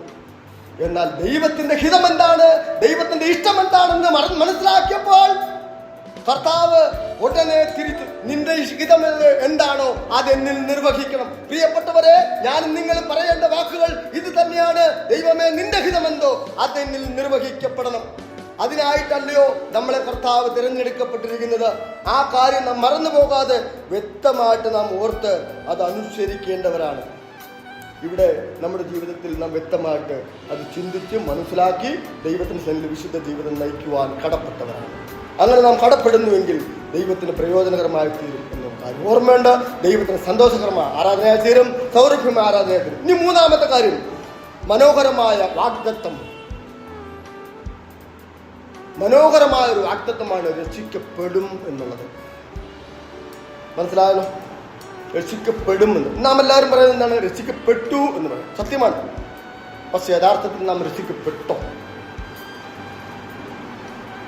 രക്ഷിക്കപ്പെട്ടോ സഹോദരിമാരെ? രക്ഷിക്കപ്പെട്ടോ? രക്ഷിക്കപ്പെട്ടോ? മത്തായിയുടെ ദിവസങ്ങളിൽ ക്ലാസ് എടുത്തിട്ടുണ്ട്. പാപത്തിന്റെ പരിഹാരമായി ആത്മാവ് സംബന്ധിച്ച് നാം ക്രിസ്തുയേശുവിന്റെ രക്തത്താൽ രക്ഷിക്കപ്പെട്ടു എന്നാൽ നാം ഇപ്പോൾ രക്ഷിക്കപ്പെട്ടുകൊണ്ടിരിക്കുന്നു. രക്ഷിക്കപ്പെട്ടുകൊണ്ടിരിക്കുന്നു. രക്ഷിക്കപ്പെടും. ആ പെടലിന് വേണ്ടിയിരിക്കണമെങ്കിൽ നിങ്ങൾ ക്രിസ്തുയേശുവിൽ കഷ്ടങ്ങൾ സഹിച്ച് അതിന് കഴിയുകയുള്ളൂ. അതൊരു വാഗ്ദത്തമാണ്. ദൈവത്തിന്റെ മനോഹരമായ വാഗ്ദത്തമാണ് രക്ഷിക്കപ്പെടും എന്നുള്ളത്. എവിടെ? ഈ ലോകമെന്ന പാപത്തിന്റെ ലോകത്തിൽ നിന്ന് പാപം കൂടാതെ നിത്യജീവന സ്വർഗത്തിലെ ദൈവത്തിന്റെ സന്നിധിയിലേക്ക് രക്ഷിക്കപ്പെടും. അതാണ് കാണുന്നത്. രക്ഷിക്കപ്പെടുന്നവരെ ഓർത്ത് ഞാൻ ദൈവത്തിന് സ്തുതിക്കുന്നു, ദൈവത്തിന് സ്തോത്രം അർപ്പിക്കുന്നു. ഇതാണ് ദൈവം. നമ്മുടെ കഷ്ടപ്പാടുകൾ ഒടുവിൽ ഒരു വലിയ പ്രതിഫലമുണ്ട്. നമ്മുടെ കഷ്ടപ്പാടുകൾക്ക് ഒടുവിൽ ഒരു സമാപ്തിയിൽ ഒരു പ്രതിഫലമുണ്ട്. ഒരു രാവിലെ തൊട്ട് വൈകുന്നേരം വരെ കഠിനമായി ജോലി ചെയ്യുന്ന ഒരാളിന് വൈകുന്നേരം സമയമാകുമ്പോൾ അവനൊരു സന്തോഷമുണ്ട്. എന്താണ്? ഞാൻ ഇത്ര നേരം കഷ്ടപ്പെട്ട് ജോലി ചെയ്യുമായിരുന്നു, വളരെ വേദനിക്കപ്പെട്ട് ശരീരം മുറിവേറ്റുകൊണ്ട് അത് കഠിനമായ വേല ചെയ്യുന്നു. വൈകുന്നേരമാകുമ്പോൾ അതിന്റെ കൂലി എന്ന പ്രതിഫലം കിട്ടുന്നത് ഓർക്കുമ്പോൾ അതുകൊണ്ട് ഞാൻ എന്തെല്ലാം നന്മകൾ ചെയ്യുവാനിരിക്കുന്നു, എന്റെ കുടുംബത്തിന് അരി സാധനങ്ങള് സകല കാര്യങ്ങളും അതുകൊണ്ട് ചെയ്യുവാനിരിക്കുന്ന കാര്യം ഓർത്തപ്പോൾ അവൻ അറിയാതെ സന്തോഷമുള്ളവനും ഉന്മേഷവാനുമായി കൂടുതൽ കൂടുതൽ ജോലി ചെയ്യുവാൻ ആവേശമുള്ളവനായി തീർന്നത് പോലെയാണ്. മനസ്സിലാക്കണം, ഒരു വലിയ പ്രതിഫലം കർത്താവ് വെച്ചിട്ടുണ്ട്. കർത്താവിന് വേണ്ടി കർത്താവിന്റെ നാമത്തെ മുറുകെ പിടിച്ചവർ ആരും പരാജയരായിട്ടില്ല. കർത്താവിന്റെ നാമത്തിൽ വേല ചെയ്തവരെ ആരും കർത്താവ് വെറുതെ വിട്ടിട്ടില്ല. കർത്താവ് ആർക്കും കടക്കാറല്ല. കർത്താവ് പ്രതിഫലം കൊടുക്കും, ഈ ഭൂമിയിലും കൊടുക്കും, സ്വർഗത്തിലുള്ള വലിയൊരു പ്രതിഫലം നമുക്കായി കാത്തിരിക്കും. ആർക്കാ? പൗലോസ് പറഞ്ഞ പോലെ എനിക്ക് മാത്രമല്ല, കർത്താവിൽ പ്രിയം വച്ചിരിക്കുന്ന എല്ലാവർക്കും, ക്രിസ്തുവിന്റെ വിശുദ്ധിയിൽ ജീവിക്കുന്നവർക്ക് എല്ലാവർക്കും വെച്ചിട്ടുണ്ട്. അവന്റെ രണ്ടാം വരവിൽ അന്ത്യത്തോളം വിശ്വസ്തയോടെ സഹിച്ചു നിൽക്കുന്നവർക്ക് തൻ്റെ ജനത്തെ അവിടെ നിന്ന് മഹത്വത്തോടെ തൻ്റെ അടുക്കലേക്ക് കൂട്ടിച്ചേർക്കുന്ന ഒരു ദിവസമുണ്ട്. അവിടെ കണ്ണുനീരോ ദുഃഖങ്ങളോ ഉണ്ടാകുകയില്ല. അവിടെ സന്തോഷം മാത്രമാണ്. കണ്ണുനീരും ദുഃഖമെല്ലാം ഇവിടെയാണ്. വെളിപ്പാട് പുസ്തകം 2-ാം അധ്യായം അതിന്റെ 10-ാമത്തെ വാക്യം, നീ മരിപ്പാൻ തക്കവണ്ണം വിശ്വസ്തനായിരിക്കുക, എന്നാൽ ഞാൻ ജീവകിരീടം നിനക്ക് തരും. നീ മരിപ്പാൻ തക്കവണ്ണം ദൈവത്തിന്റെ നാമത്തെ മുറുകെ പിടിച്ചുകൊണ്ട്, ദൈവത്തിന്റെ സത്യത്തെ മുറുകെ പിടിച്ചുകൊണ്ട് ആ കർത്താവിന്റെ നാമത്തിൽ നീ മരിക്കുവാൻ ഇന്ന് എന്റെ അവസാന ദിവസമാണ്, ക്രിസ്തുവിനായി ഞാൻ മരിപ്പാൻ അതിൽ ഒരുക്കത്തോടെ കാത്തിരിക്കുന്നു എന്ന് പറയുകയാണ് ഇവിടെ ചെയ്യുന്നത്. യോഹന്നാൻ അപ്പോസ്തലൻ ഓർമ്മപ്പെടുത്തുന്നത് നീ മരിപ്പാൻ തക്കവണ്ണം വിശ്വസ്തനായിരിക്കുക എന്ന് പറഞ്ഞാൽ ഏതെങ്കിലും കാരണത്തിൽ മരിക്കുക എന്നുള്ളതല്ല. അപ്പോസ്തലൻ പൗലോസ് AD 64 തൊട്ട് 70-നുള്ളിലുള്ള കാലഘട്ടങ്ങളിൽ നീറോ ചക്രവർത്തി ചെയ്തിരിക്കുന്ന പ്രവൃത്തികൾ നിമിത്തം റോമ നഗരം മൊത്തത്തില് കത്തിച്ചെരിച്ച് ചാമ്പലാക്കി അതൊരു പുതിയ മനോഹര നഗരമാക്കാൻ ആഗ്രഹിച്ചപ്പോൾ അത് കത്തിച്ചെരിച്ചതിന് ശേഷം ജനങ്ങളെല്ലാം തന്റെ നേർക്ക് തിരിയുന്നത് കണ്ടപ്പോൾ ഈ നീറോ ചക്രവർത്തി അതെല്ലാം അന്നത്തെ ക്രിസ്ത്യാനികളുടെ മണ്ടയിലേക്ക് ഏൽപ്പിച്ചു കൊടുത്ത് ഇന്ന് നമ്മളെ ഗവൺമെന്റ് പല ദുഷ്ടത്തികളെ ഏൽപ്പിച്ച് ലോകത്ത് അവർക്ക് വേണ്ടി സംസാരിക്കുന്ന ആളുകളെ പോലെ ചില ദുഷ്ടത്തികളെ, അവരുടെ പടയാളികളെ, അവരുടെ യഹൂദന്മാരെ അനേകരെ കൂട്ടുപിടിച്ചു. ഇത് ക്രിസ്ത്യാനികളാണ് ചെയ്തതെന്ന് പറയിപ്പിച്ചുകൊണ്ട് അത് മൊത്തം എരിച്ച് അനേകം ക്രിസ്ത്യാനികളെ കൊന്നൊടുക്കി. അവിടെ നീറോ ചക്രവർത്തി അപ്പോൾ അതിസന്തോഷത്തോടെ കിന്നരം വായിക്കുന്നവനായി. പ്രിയപ്പെട്ടവരെ, നാം വളരെ ശ്രദ്ധയോടുകൂടി ഓർക്കേണ്ടത് ജീവകിരീടം പ്രാപിച്ചു. അന്ന് ഈ പൗലോസിനെയും കാരാഗ്രഹത്തിൽ അടയ്ക്കപ്പെട്ടു. ഈ ക്രിസ്ത്യാനിയുടെ കൂട്ടത്തിൽ എന്ത് കുറ്റം ചെയ്തിട്ടാണ്? സത്യമാകുന്ന നിത്യമാകുന്ന സ്വർഗീയ ദൈവത്തെ പ്രഘോഷിച്ചതുകൊണ്ട്, വിളിച്ചു പറഞ്ഞ് പ്രസംഗിച്ചതുകൊണ്ട് അപ്പോസ്തലനായ പൗലോസിന്റെ അവസാനത്തെ കാരാഗ്രഹം അവിടെ ആരംഭിച്ചു. അവിടെ അവ എഴുതപ്പെടുന്നത് എന്റെ പ്രാണനെ ഞാൻ ഒഴിച്ചു കളയുന്നു, എന്റെ നിര്യാണകാലം അടുത്തിരിക്കുന്നു എന്ന് തന്റെ പ്രിയപുത്രനായ തിമോത്തിയോസിന് എഴുതുന്നത്. പ്രിയപ്പെട്ടവരെ, അതാണ് ഇവിടെ കാണുന്നത്. അതാണ് ഇവിടെ മരിപ്പാൻ തക്കവണ്ണം വിശ്വസ്തനായിരിക്കാൻ. ഏതെങ്കിലും കാരണത്തിന് വേണ്ടി, ലോക പ്രവൃത്തികൾക്ക് വേണ്ടി മരിപ്പാൻ പലരും തുനിയുമായിരിക്കും. പക്ഷെ യേശു ക്രിസ്തുവിന്റെ നാമത്തിൽ മരിപ്പാൻ തുനിയുന്നവരെ കുറിച്ചാണ് ഇവിടെ പറഞ്ഞിരിക്കുന്നത്. അപ്പോസ്തല പ്രവൃത്തി 14-ാം അധ്യായത്തിന്റെ 22-ാമത്തെ വേദഭാഗം, വിശ്വാസികൾ ഈ ലോകത്തിൽ വളരെ കഷ്ടങ്ങൾ നേരിടേണ്ടി വരുമെന്നാണ് യേശു കർത്താവും അപ്പോസ്തലന്മാരും അറിയിച്ചിരിക്കുന്നത്. വിശ്വാസികൾ ഈ ലോകത്തിൽ വളരെ കഷ്ടങ്ങൾ നേരിടേണ്ടത്. ഇന്ന് കഷ്ടങ്ങൾ ആർക്കും വേണ്ട, ഒരു കഷ്ടങ്ങളും വേണ്ട. അവർക്ക് വരുന്ന ചില പനിയോ പ്രയാസങ്ങളോ വേദനകളോ ഒക്കെ ആയിരിക്കും അവർ ഇതുമായിട്ട് കമ്പയർ ചെയ്യുന്നത് കഷ്ടം. ജീവിതത്തിൽ യേശു ക്രിസ്തുവിനെ സമൂഹത്തിൽ വെളിപ്പെടുത്തുകയോ ഉപദ്രവം വന്ന ധൈര്യത്തോടെ നിൽക്കുവാനോ കർത്താവിന്റെ നാമത്തിൽ അതിൽ പ്രവൃത്തി ചെയ്യുവാനോ കഴിയാതെ മറ്റു പല രോഗങ്ങൾ വരുമ്പോൾ അത് വിശ്വാസ ജീവിതത്തിൽ കഷ്ടങ്ങളായി കൂട്ടിച്ചേർത്ത് ഇളക്കുന്ന ലോകത്തെയാണ് കാണുന്നത്. ഞാൻ അതിനെ വിധിക്കാനാണല്ല. പ്രിയപ്പെട്ടവർ, ഇത് നാം തിരിച്ചറിയണം. വിശ്വാസികളിൽ ലോകത്ത് കഷ്ടമുണ്ട്. ഇനി ഒരു വേദഭാഗം വായിച്ചു, 1 തെസ്സലോനിക്ക ലേഖനം അതിന്റെ 3-ാമത്തെ അധ്യായത്തിന്റെ 3-4 വേദഭാഗം. 1 തെസ്സലോനിക്ക ലേഖനം 3-ാം അധ്യായത്തിന്റെ 3-4 വേദഭാഗം ഇങ്ങനെ, കഷ്ടം അനുഭവിക്കുവാൻ നാം നിയമിക്കപ്പെട്ടിരിക്കുന്നു എന്ന് നിങ്ങൾ അറിയുന്നില്ലയോ? കഷ്ടം അനുഭവിക്കുവാൻ നാം നിയമിക്കപ്പെട്ടിരിക്കുന്നു എന്ന് നിങ്ങൾ അറിയുന്നില്ലയോ? ആരാ? നിങ്ങളാരാ? സഭ, രക്ഷിക്കപ്പെട്ട കർത്താവിന്റെ മക്കൾക്ക് കഷ്ടമുള്ള അനുഭവത്തെ പൗലോസ് ഓർമ്മപ്പെടുത്തുന്നത്. 4, നാം കഷ്ടം അനുഭവിക്കേണ്ടി വരുമെന്ന് ഞങ്ങൾ നിങ്ങളോട് ഇരുന്നപ്പോൾ മുമ്പ് കൂട്ടി പറഞ്ഞിട്ടുണ്ട്. ആവണ്ണം തന്നെ സംഭവിച്ചു എന്ന് അപ്പോസ്തലൻ ഓർമ്മിക്കുകയാണ്. കർത്താവായ യേശു ക്രിസ്തുവും അപ്പോസ്തലന്മാരും വ്യക്തമായിട്ട് ഈ കൽപ്പനകൾ നമുക്ക് തന്നിട്ടുണ്ട്. നമുക്ക് കഷ്ടങ്ങൾ ഉണ്ട് എന്നുള്ള കാര്യം നിങ്ങൾ മറന്നു പോകുന്നത്. 1 പത്രോസ് 4-ാം അധ്യായം 12-ാമത്തെ വേദഭാഗം ഞങ്ങളുടെ അങ്ങനെയുള്ള കഷ്ടങ്ങൾ ഉണ്ടാകുമ്പോൾ കാണിക്കേണ്ട മനോഭാവം എന്തായിരിക്കണമെന്നും പറഞ്ഞിരിക്കുന്നു. എന്താണ് ആ മനോഭാവം ഉണ്ടായിരിക്കേണ്ടത്? മത്തായി സുവിശേഷം 5-ാം അധ്യായത്തിന്റെ 10, 11, 12 നീതി നിമിത്തം ഉപദ്രവിക്കപ്പെടുന്നവൻ ഭാഗ്യവാന്മാർ, സ്വർഗരാജ്യം അവർക്കുള്ളത്. എങ്ങനെ കഷ്ടം അനുഭവിക്കണം? നീതി നിമിത്തം, സത്യനിമിത്തം, കർത്താവാകുന്ന സ്നേഹം നിമിത്തം നിങ്ങൾ കഷ്ടം അനുഭവിക്കണം. അങ്ങനെയുള്ളവർക്കുള്ള കാര്യമാണ് കർത്താവിന്റെ വചനത്തിൽ നമ്മൾ നീതി നിമിത്തം ഉപദ്രവിക്കപ്പെടുന്നവൻ ഭാഗ്യവാന്മാർ, സ്വർഗരാജ്യം അവർക്കുള്ളത്. ഇത് എന്റെ വാക്കല്ല. നമ്മൾ പലരും പല കാര്യങ്ങളും പറഞ്ഞ് വ്യാഖ്യാനിച്ച് മാറ്റും, അങ്ങോട്ടും ഇങ്ങോട്ടും റൂട്ട് മാറ്റിപ്പോവും. ഇവിടെ ദൈവവചനം പറഞ്ഞിരിക്കുന്നത് ഏതെങ്കിലും വിധത്തിൽ കഷ്ടം അനുഭവിക്കുന്നതിനെ കുറിച്ചല്ല. നീതി നിമിത്തം കർത്താവാകുന്ന നീതി, കർത്താവാകുന്ന സത്യം അവനെ ധരിച്ചുകൊണ്ട് അവന്റെ വിശുദ്ധിയിൽ ജീവിച്ച് കഷ്ടം അനുഭവിക്കുന്നതിനാണ് സ്വർഗരാജ്യം ദൈവം വാഗ്ദാനം ചെയ്തിരിക്കുന്നത്. കേൾക്കണമല്ലോ.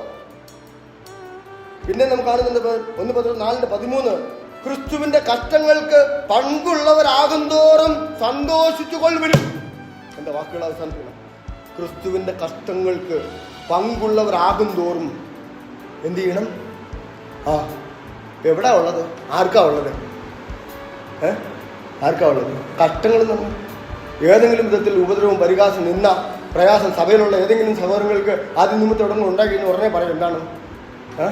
പുള്ളിയുടെ കയ്യിൽ കൊണ്ട് സംഭവിക്കുക അല്ലേ? പുള്ളിയുടെ ഞങ്ങളാരെന്ന് പറഞ്ഞു പോയി പ്രസംഗിക്കാനും സത്യത്തിനും നിൽക്കാൻ ഒരു മനുഷ്യൻ സപ്പോർട്ട് ചെയ്തില്ല. തെളിവുണ്ട്. ഞാൻ മുന്നോട്ട് പോകുന്നില്ല, തെളിവുണ്ട്, ജീവിച്ചിരിക്കുന്ന തെളിവുകളുണ്ട്. അത് പോയിട്ട് കർത്താവിന്റെ കാൽവരി ക്രൂശിലെ മരണത്തോളം ആരുമില്ലായിരുന്നു. അതുപോലെ തന്നെ വ്യക്തമായി പറയാം, അപ്പോസ്തലനായ പൗലോസ് പറയുന്നു, തന്റെ ലേഖനത്തിലെ തിമോഥെയോസ് ലേഖനം വ്യക്തമായി പറയുന്നു, ഒരു മനുഷ്യൻ പോലും എനിക്ക് സഹായമില്ലായിരുന്നു. എന്നെ ആശ്വസിപ്പിക്കേണ്ട സഹോദരന്മാരെന്ന് പറയുന്ന, അപ്പോസ്തലന്മാർ എന്ന് പറയുന്ന ആരോരുമില്ലായിരുന്നു. ഉപദ്രവിച്ച ഗായോസിനെ കുറിച്ച് വ്യക്തമായിട്ട് പറയുന്നുണ്ട്. ആരും വേണ്ടാന്നേ, ഒരുത്തനുണ്ട്. അതുകൊണ്ടാണ് അവിടെ നമ്മൾ പറയുന്നത് ക്രിസ്തുവിന്റെ കഷ്ടങ്ങൾക്ക് പങ്കുള്ളവരാകും തോറും, ആ സഹോദരൻ എന്നെ സഹായിച്ചില്ല, എന്നെ നോക്കിയില്ല, കണ്ടില്ല, എൻ്റെ അടുത്ത് വന്നൊരു ആശ്വാസം പറഞ്ഞില്ല എന്ന് പറഞ്ഞ ആരും വിഷമിക്കണ്ട. ഇന്നല്ലെങ്കിൽ നാളെ ഞാൻ പോകും. എന്നെ സന്തോഷത്തോടുകൂടി സ്വീകരിക്കാൻ എൻ്റെ കർത്താവ് യേശു ക്രിസ്തുണ്ട്. ഞാൻ എൻ്റെ അതിർത്തിക്കും എൻ്റെ സമ്പത്തിനും എൻ്റെ അറിവിനും എൻ്റെ മറ്റുള്ള കാര്യത്തിനും വേണ്ടി ഈ ലോകത്തോട് അടികൂടാതെ കർത്താവാകുന്ന സത്യത്തിൽ നിലയ്ക്കുവാൻ സഹായിക്കും. പ്രിയരെ, കഷ്ടങ്ങളും ഉപദ്രവങ്ങളും ഏൽക്കേണ്ടി വരുമ്പോൾ വിശ്വാസികളായ നാം ഒരിക്കലും എന്തുകൊണ്ടാണ് എനിക്ക് കഷ്ടം വന്നതെന്ന് ചോദിക്കുവാൻ പാടില്ല, ഒരിക്കലും പാടില്ല. അങ്ങനെ സംഭവിക്കാതിരിക്കുന്നുവെങ്കിൽ എന്തുകൊണ്ട് എനിക്ക് കഷ്ടങ്ങൾ ഉണ്ടാകുന്നില്ല എന്ന് ദൈവത്തോട് ചോദിക്കണം. എന്തുകൊണ്ട് ഈ കഷ്ടങ്ങൾ? ഞാൻ ഓർക്കുമ്പോഴേ നമ്മുടെ ബോംബെയിൽ ഞാൻ 99 സെപ്റ്റംബർ മാസം 24-ാം തീയതി രക്ഷിക്കപ്പെട്ടു. ഡിസംബർ മാസം 5-ാം തീയതി സ്നാനപ്പെട്ടു. എൻ്റെ രക്ഷയോ എൻ്റെ സ്നാനമോ കൂടെയുള്ള സഹോദരന്മാർക്ക് ആർക്കും അംഗീകരിക്കാൻ കഴിയില്ലായിരുന്നു. വളരെ വേദനയോടെ അന്ന് എന്നെ സ്നേഹിക്കുകയും എന്നെ അംഗീകരിക്കുകയും ചെയ്ത ഒരേ ഒരാളാണ് തോമസ് ജോൺ. അതിനുശേഷം 2000 ജനുവരി തൊട്ട് സുവിശേഷ വേലയ്ക്ക് ഇറങ്ങി. ഇന്ന് വരെ ആ സ്നേഹത്തിൽ താഴോട്ടല്ല പോയ മറിച്ച് മേലോട്ടാണ് വന്നത്. അങ്ങനെ പോകുന്ന സമയത്ത് അന്തേരി വെസ്റ്റിൽ വേറെ ഒരു വർഷം കഴിഞ്ഞതിന് ശേഷം ഒരു സുവിശേഷ പ്രവർത്തനം നടക്കുന്നു. ഇട്ടിവർഗീസിച്ചാന നേതൃത്വത്തിൽ ഒരുപാട് സുവിശേഷന്മാരായിരുന്നു. മാസത്തിൽ 2-3 ദിവസങ്ങളിൽ, ചൊവ്വാഴ്ചയും ശനിയാഴ്ചയും ദിവസങ്ങളിൽ ഓരോ ഗ്രാമങ്ങളിൽ സുവിശേഷ പ്രവർത്തനത്തിന് വീട് വീടാന്തരം കയറി ഇറങ്ങും. അന്ന് ഭാഷകളൊന്നും അറിയില്ലെങ്കിലും ലീജിയെ പർച്ചി ലീജിയെ ബഹുത്തച്ച പ്രഭുക്ക പുസ്തകമേ ഏ ലീജിയെ 1 രൂപ 2 രൂപ 5 രൂപ എന്ന നിലയിൽ അവർ പറഞ്ഞ് അത്രത്തോളം അറിയത്തുള്ളൂ. എങ്കിലും ആ വാക്കും പറഞ്ഞുകൊണ്ട് ഓരോ വീട് കയറി. അപ്പോൾ കാണാം അപ്പുറത്തൊരു സ്ഥലത്ത് അന്തേരി വെസ്റ്റിൽ ഒരു ഭാഗത്ത് ഒരു കൂട്ടം ശിവസേനക്കാർ ഈ സഹോദരന്മാരെ പിടിച്ചു കൂട്ടി കുട്ടി അവരുടെ ബൈബിളും പുസ്തകങ്ങളും ഒക്കെ വാങ്ങിച്ച് തീയിട്ട് കത്തിക്കുന്ന സമയത്ത് മറുഭാഗത്തൂടെ ഇട്ടി വർഗീസ് ഓടി വന്നിട്ട് എന്നെ അവിടുന്ന് പറഞ്ഞു വിട്ടു. ഞാനവിടെ പ്രതികരിക്കുമോ എന്ന് പേടിച്ചിട്ട് അന്ന് തൊട്ട് ഞാൻ തീരുമാനിച്ചിരുന്നു, കർത്താവിൻ്റെ നാമത്തിൽ എവിടെയെങ്കിലും ഉപദ്രവിക്കപ്പെടുവാനുള്ള അവസരം കിട്ടുന്നെങ്കിൽ അത് ഭാഗ്യമെന്ന് പലയിടത്തും ചിന്തിച്ചു. അങ്ങനെ ധൈര്യസമേത ഇന്നും എവിടെയും കടന്നു ചെല്ലാനുള്ള ഭാഗ്യം ദൈവം എന്നെ ഏൽപ്പിച്ചിരിക്കുന്നു. അവനോട് പറ, അവിടെ പോ എന്ന് പറഞ്ഞ് അത് പോകാൻ ഞാൻ ബാധ്യസ്ഥനാണ്. അവളുടെ ധൈര്യസമേതയോട് ഈ നിമിഷം വരെ നിൽപ്പാൻ കഴിഞ്ഞു. ഈ നാളെ എനിക്കറിയില്ല. കർത്താവെ, എന്നെ തളർത്തരുത്, എന്നെ തളർത്തരുത്. എന്തുകൊണ്ട് എനിക്ക് സംഭവിച്ചു ഉള്ളതല്ല, എനിക്ക് എന്തുകൊണ്ട് സംഭവിക്കുന്നില്ല, എനിക്കിത് വരുന്നില്ല, എന്തുകൊണ്ട് എന്നെ മാറ്റി നിർത്തുന്നു എന്നതായിരിക്കണം നമ്മുടെ ചോദ്യം. അതായിരിക്കണം വിശുദ്ധ ജീവിതം, അതാകണം ക്രിസ്ത്യാനിറ്റി. അവിടെയാണ് കർത്താവ് നമ്മളെ സ്നേഹിക്കുകയും ബഹുമാനിക്കുകയും ചെയ്യുന്നത്.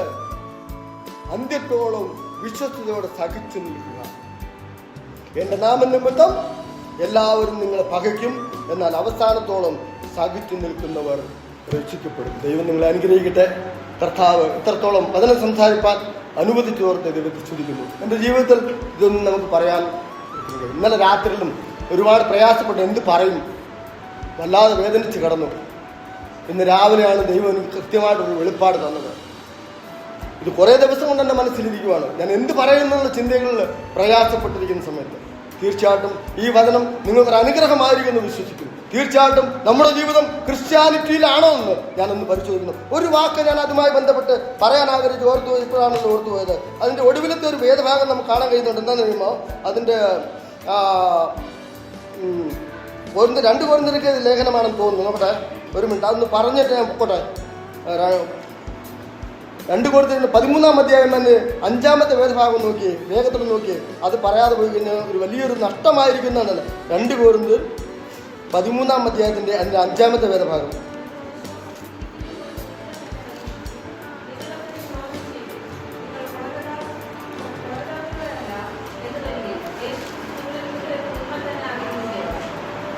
ഇവിടെ കണ്ട വേദഭാഗം, നിങ്ങൾ വിശ്വാസത്തിൽ ഇരിക്കുന്നു എന്ന് നിങ്ങളെ തന്നെ പരീക്ഷിക്കുവിൻ, നിങ്ങളെ തന്നെ ശോധന ചെയ്യുവിൻ. നിങ്ങൾ കൊള്ളരാത്തവരല്ല എന്നുവരികിൽ യേശുക്രിസ്തു നിങ്ങളിൽ ഉണ്ട് എന്ന് നിങ്ങളെ തന്നെ അറിയുന്നില്ലയോ? നിങ്ങൾ കൊള്ളാകുന്നവരാണെങ്കിൽ യേശുക്രിസ്തു നിങ്ങളിൽ ഉണ്ട് എന്നാണ് പറഞ്ഞത്. ഞാൻ വിശ്വാസത്തിൽ ഇരിക്കുന്നു എന്ന് എന്നെ ആര് പരീക്ഷിക്കണം? ആര് പരിശോധിക്കണം? ഞാൻ തന്നെ. നമ്മൾ ഓരോരുത്തരും വ്യക്തിപരമായിട്ട് നമ്മളെ ശോധന ചെയ്യുക. നമ്മുടെ വാക്കുകൾ, നമ്മുടെ പ്രവൃത്തികൾ, നമ്മുടെ നടപ്പ്, എല്ലാ കാര്യങ്ങളും ദൈവത്തിന് വേണ്ടി പ്രയോജനമുള്ളതായിരിക്കുവാൻ ഇടയായി തീരട്ടെ. അങ്ങനെയാണെങ്കിൽ നാം ഓരോരുത്തരും ഒരു തീരത്തണയും. കർത്താവിൻ്റെ മനോഹര തീരത്തിൽ നമ്മുടെ പ്രാണനും ജീവനുമായ എൻ്റെ മണവാളനെ ഞാൻ കാണും. അവിടേക്ക് ഞാൻ കാത്തിരിക്കും. ഇത് അന്ത്യകാലമാണ്. അന്ത്യകാലം വന്നെത്തിയിരിക്കുന്ന നമുക്ക് ദൈവം തന്ന ഉപദേശമാണ്. അത് സ്വീകരിച്ചു കൊള്ളുക, ഹൃദയത്തിൽ സംഭവിച്ചു കൊള്ളുക, അങ്ങനെ വിശുദ്ധ ജീവൻ നയിച്ചു കൊള്ളുക. അങ്ങനെയെങ്കിൽ നമ്മൾ കൃതാർത്ഥരായി ദൈവം മഹത്വം കാണും. ദൈവനാമം ഇന്നും എന്നേക്കും വാഴ്ത്തപ്പെടുമാറാകട്ടെ. ആമേൻ.